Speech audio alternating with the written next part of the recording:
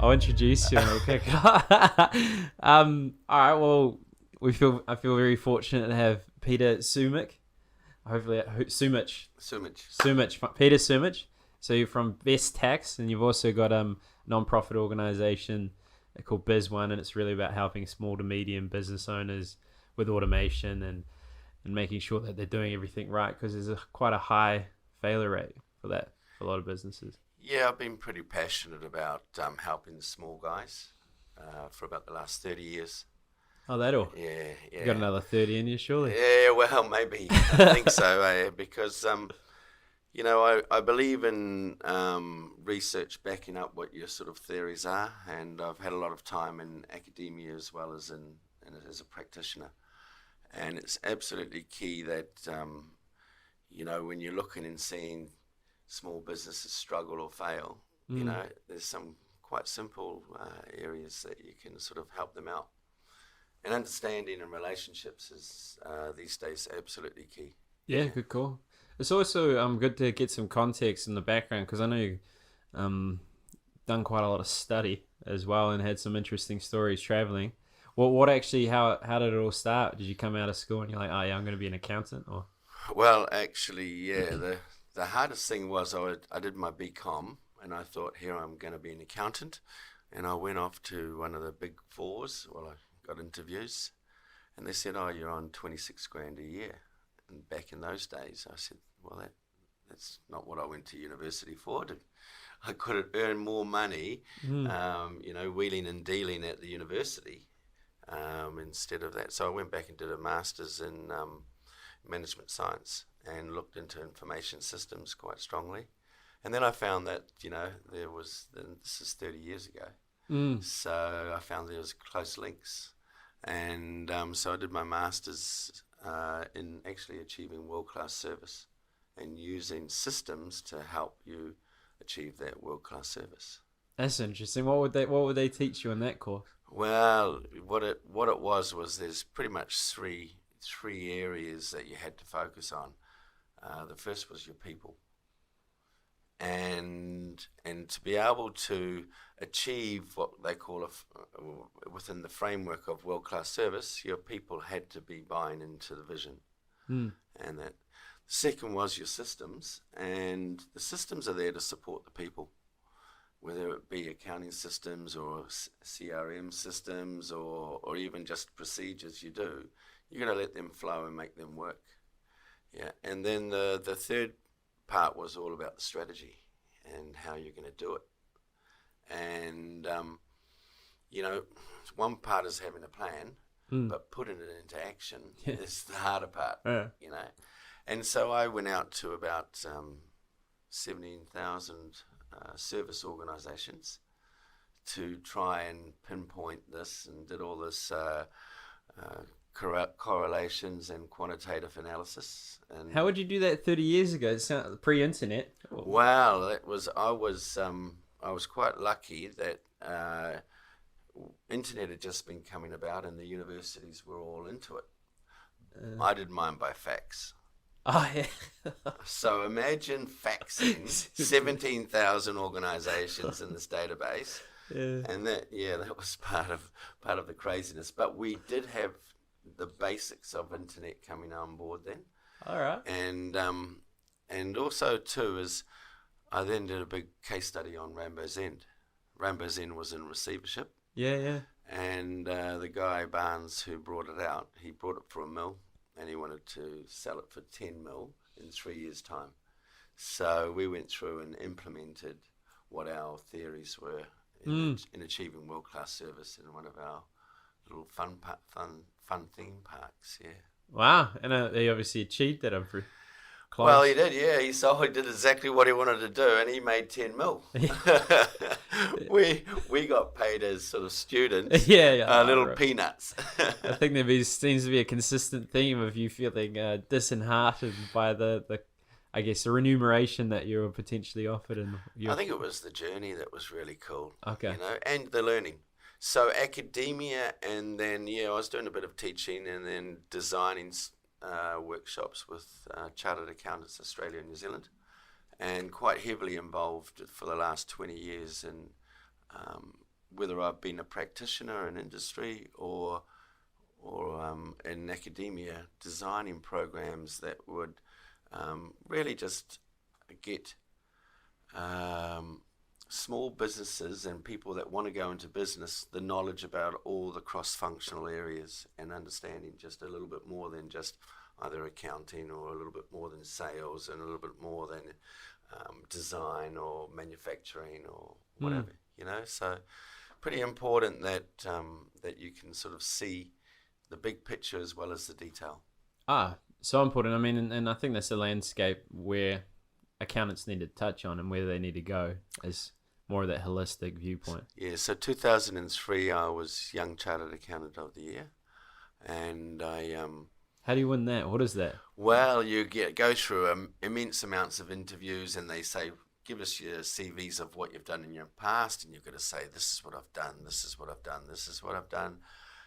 Then they go, all the panelists, a bit like Dragon's Den, they go and pick you up from the regional side into the national side, and then Do you have to debate or something, and they challenge you with accounting topics, or they just... They ask you a lot of tough questions. Okay. But there's no exam. It's more of an interviewing, and to actually, just say, well, this person who is less than 35 did some pretty cool stuff. Yeah. And I was quite lucky. I was working in multinationals then, so I had an unlimited budget. And we were in property development and hotels then. So I was... 2003, were you in there during 2008? Yeah, no, that was one of the big jobs that I did was the old Y2K. Yeah. The millennium upgrade of all of our financial systems throughout 30 hotels and 306 property developments around the country and Australia as well.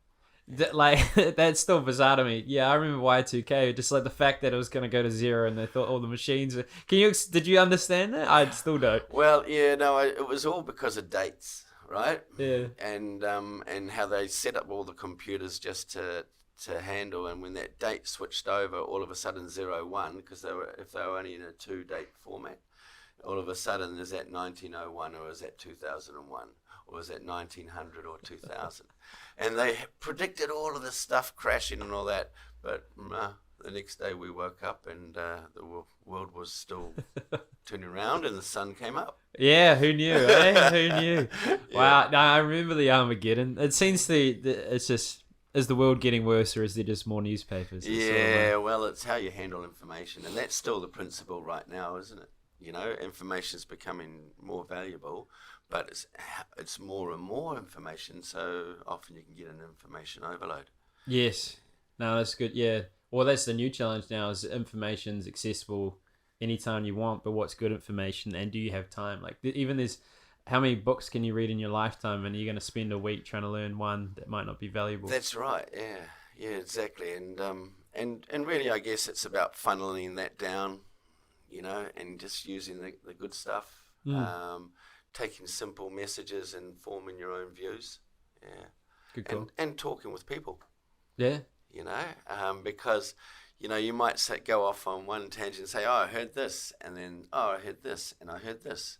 And then you sort of form your opinions and, of what's best and what's not best. No, fair.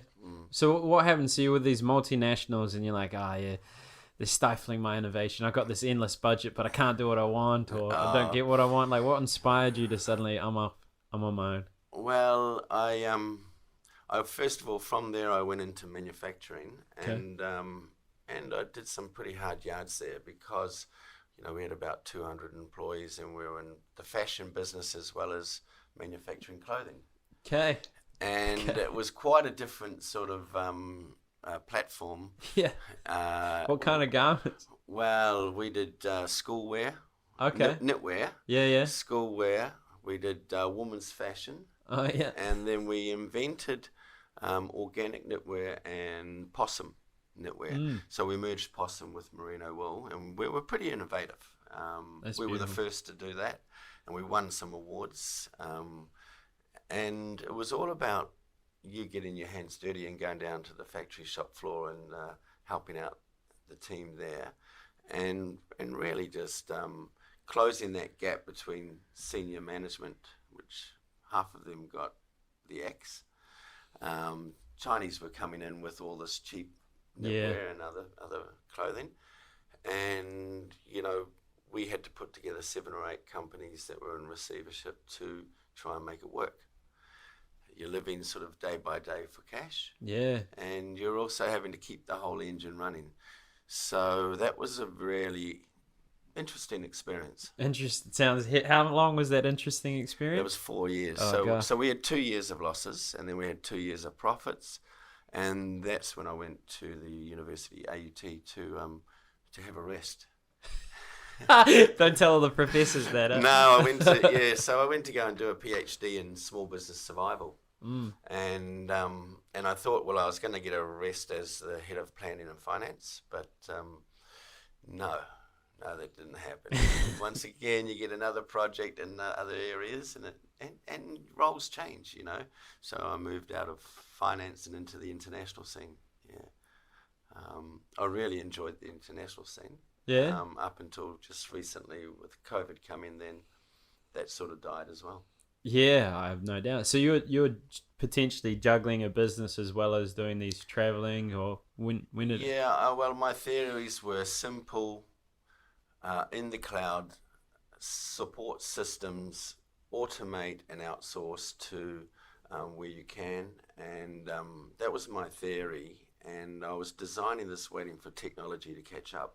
Technology has been catching up, and really good systems, Xero and MYOB, financial systems, Google Drive and OneDrive, sort of in the cloud systems, and Amazon web services, and so there's really good stuff out there, but it's just using them in a simple way and making sure that they can be scalable.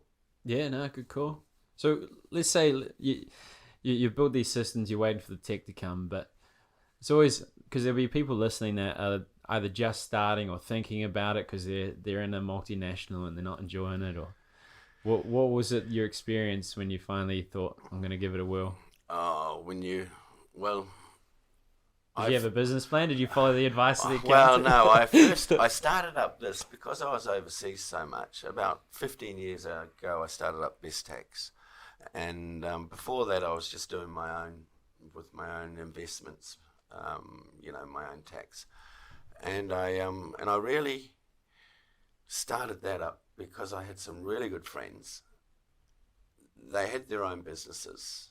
They were, and I never got to see them.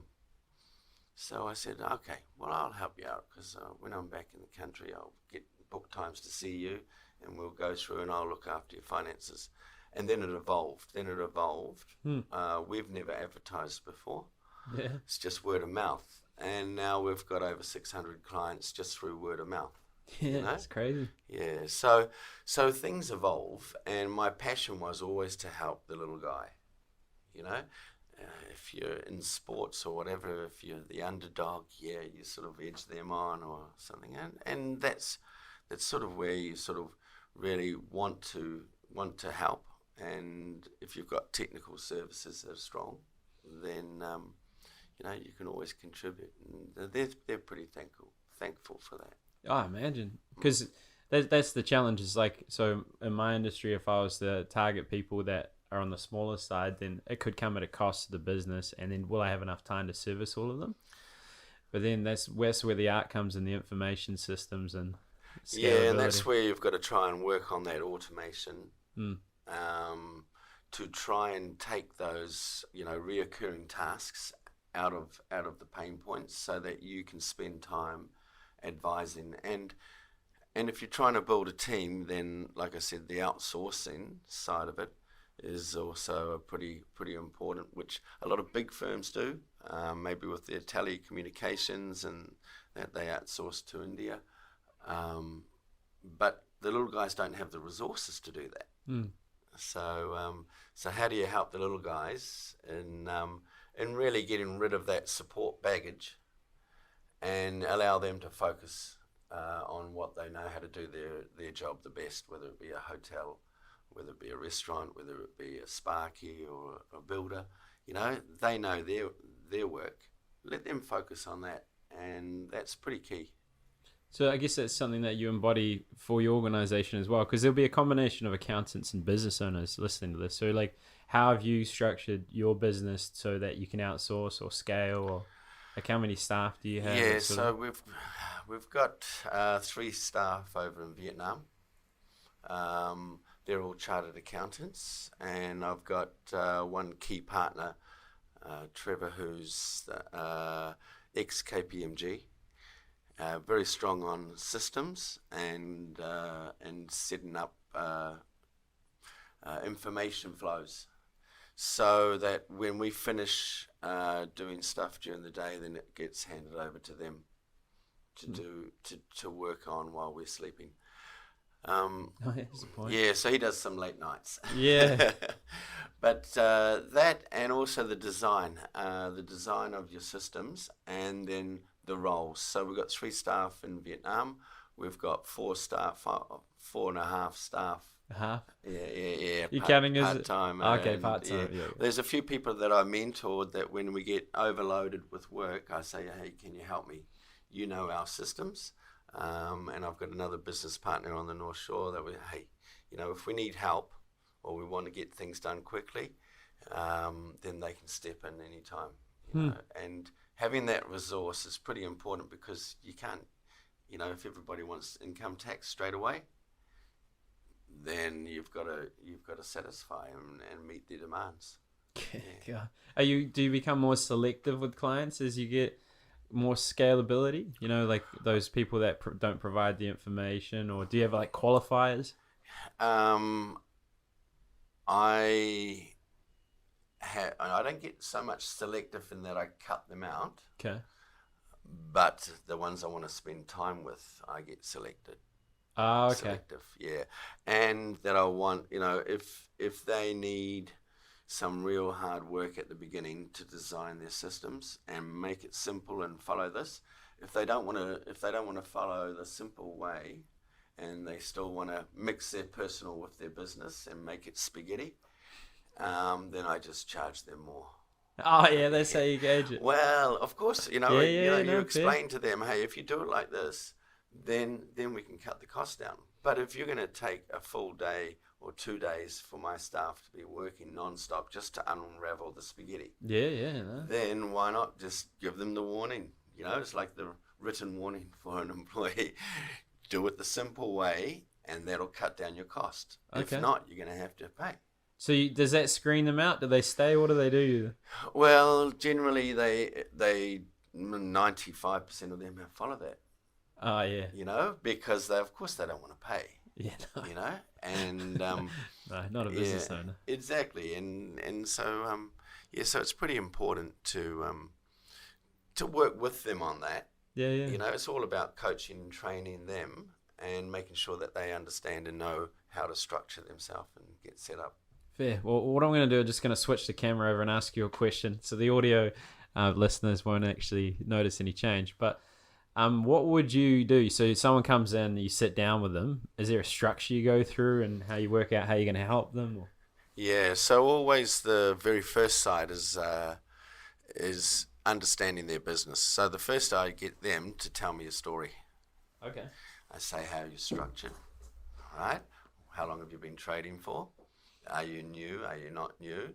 And as they're telling me a story of how they're going about their business or their business plan, I'm actually drawing out on a 1-page flowchart, sort of a structural diagram of all the key areas, okay. And I create a piece of artwork actually. Oh yeah, like it's a nice picture, yeah, because they take it away with them. Yeah. And so I've got to watch my writing, but it's all the facts on 1 page of what we need to start. Okay. And that can help them often with their own side of things, because I talk about how you structured, what are your plans for the future, what do you need to do. So then always on my beautiful artwork, I have 2 parts, a quote, which I always quote them for the year. This is how much it's going to cost you. And we just do things very simple, small, medium, large. right? And then I have a to-do list, and I usually end up with about 5 or 6 things that they've got to follow through on, or we have to follow through on.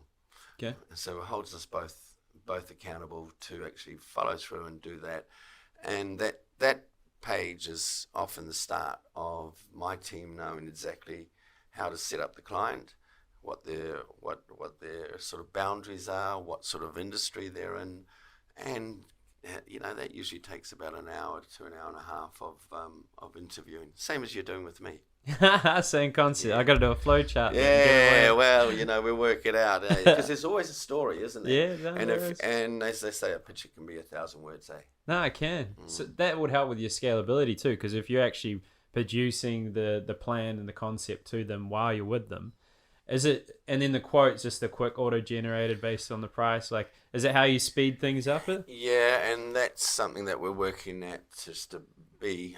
I usually do it on the computer, or whether it's online, or even if they're wanting to do it themselves, we're working on that for the future, just to be able to spend time with them and to give a little bit of advice. We don't charge for advice. Okay. And that's where accountants and financiers are heading. Is it's all about good advice so that they can plan to have a bit of a crystal ball for the future. That makes sense. Like we have 3 points of potential revenue, but the first 2 are only if we think the client might not stick on. So a plan writing fee. Our main goal is we want an ongoing fee of 1% in helping them. And then the second one is maybe an implementation fee. But that's really just, okay, are they going to stick? Greg says there's clients you own and there's clients you rent. It's a bit of a derogatory way to describe it, but it's the concept, like that there are clients that may be transient and there are clients that are going to stick it out. How do you mitigate that? Do you have like a subscription service? Yeah, so we only charge for compliance. So when we do a GST return or we do an income tax return, it's very quantitative. It's due by the state. Yeah. Right. And we're trying to achieve that sort of goal. Everything else is free, unless there's project work. Okay. So it might be a software implementation or upgrade. I want you to put Xero in. It might be some sort of special projects that I've got to work on with a team of people to design their websites and go through. So sometimes it goes out of the exact accounting side into bookkeeping. So and also advice and support consultancy. So we've got 3 types of revenue: compliance, which is typical accountant stuff, bookkeeping. Okay. And advisory and consultancy, right? And usually project work is in there, with things like payroll, right? And if the companies are growing, we take over the payroll, and that's sort of a different sort of income stream. But 95% of our income is just in compliance. Yeah, wow. And you've done well. It sounds like there's some new artworks coming into the office and you just keep your composure. So. Wow. Yeah, well, art, you've got to appreciate art as well as the math. Yeah. And behind every piece of art is a bit of math. You got to design it. You've got to, know and make sure you're painting in your proportions. Yeah. Yeah, it's a good call. I look at that from a marketing standpoint. It's like you have the content, which is the art, and then the math. So there's the bottom line that it is the bottom line. You can't discriminate against it. The stats are the stats. And then the artwork is the subjective thing. Yeah, and I think you need to design things in a very simple way so that not only is it compliant for the IRD, right, and the tax filing and all the rest, but also it's in a picture that is understandable for the client. Right? And if you can do that and they understand these are the rules, these are the way I do things and that, keep it simple, and then they're doing most of the work for you. That's a great point. I mean, that's the mistake I think a lot of people make, is that they communicate in a way they understand. They do all written, but it might be a visual person So that's a good point. It makes your job easier if you can make it more simplistic and user friendly for the client. That's absolutely right, and that's the whole idea, because no client that's trying to start up wants to get 3 or 4 grand worth of accounting bills, and when they're only earning 30 or 40 grand, as a startup income and trying to build it. Oh my God, no. So you've got to work with them and grow with them in that sort of way too. There's a bit of forward thinking in the consultancy side. So we have a free consultation with how we do things, and that's why I have to be somewhat selective and make sure there's qualifications, or have to speed up the processes, like you're saying, a bit of both. But it's the most enjoyable part. It is, yeah, it's cool. You just sit there. We had a client, they invested $3 million, and they were worried about that our morning tea wasn't good enough. And that was us just hanging out and having coffee. Right. And then they were worried about how they're going to fund their retirement. We solved that problem. Then it's cool. It is really cool. Yeah, and so we're in sort of related industries. Yeah. And from what goes from the history, then over here to the planning of the future, it's all about supporting people with their dreams and making sure that, hey, let's enjoy the process of getting there. Well, it's the same. I think it's value-based selling, I mean, people don't like to call themselves salesmen, but if you had the cure for cancer, you still had to sell it. That's right. People don't believe it. Yeah. So I think goals and values and what they're aiming to achieve, I think it lines with almost any process. You probably have a similar concept. We do, and we have similar goals. So first of all, I just have a few KPIs, just 100% accuracy, 100% delivery on time, and 100% happy customers. Yeah, it's a high bar. They're the goals. Yeah. You can't always reach them, but those are the goals. Yeah. And at the end of the day, you've got to be able to offer a value-added product that is reasonable in terms of pricing, and I sort of got pissed off. Oh, can I say that? Yeah, you're free. Yeah, no, we're not on TV, mate. You swear all you want. I got a bit pissed off with all the big boys charging huge overheads because they've got a huge building that they've got to just satisfy this much income, and things shouldn't work that way. No, should be a bottom line benefit for the client. Yeah. All right. Well, on that note, we've done a solid good bit of time there. So what would be how would people find you? Like if there's a new accountant at some point wants to work out and learn from you, or become someone that works with you, or a business owner that wants a bit of guidance and support, how would they find you, and what would be your imparting remarks that you'd like people to remember from this podcast? Well, if any of them want to have a chat, and I'm always open to talk to them, email or text or phone. I like to just be in contact and arrange a time either to meet with them or to. Will you give my details on here? Yeah. What I'll do is I'll put some links in there. Most likely the LinkedIn website you're working on, I think. Yeah, so we've got a big project there. I've taken down our website, which was quite a simple one, to design something a little bit beefier. Yeah. And be able to handle it. So once we get over this sort of next busy compliance period, then we'll spend 3 months working on this project. Okay. Yeah, and emails cool. Just introduce yourself and what you want to get out of it, and my email address peter.sumich@besttax.nz, not .co.nz, and any time. For the other guys that are clients, just it's a text or a telephone saying, hey, I heard your podcast. I'd love to meet with you. And like I say, we don't charge for advice the same as you. It's really just about sit down and help the little guys. Cool. Hey, well said. So I'll put the email and your LinkedIn on there. Cool. And then they can search you up and your phone numbers on Google Maps. Thanks, Ryan. Yeah, no worries. Thanks for coming on. The accountants are getting famous.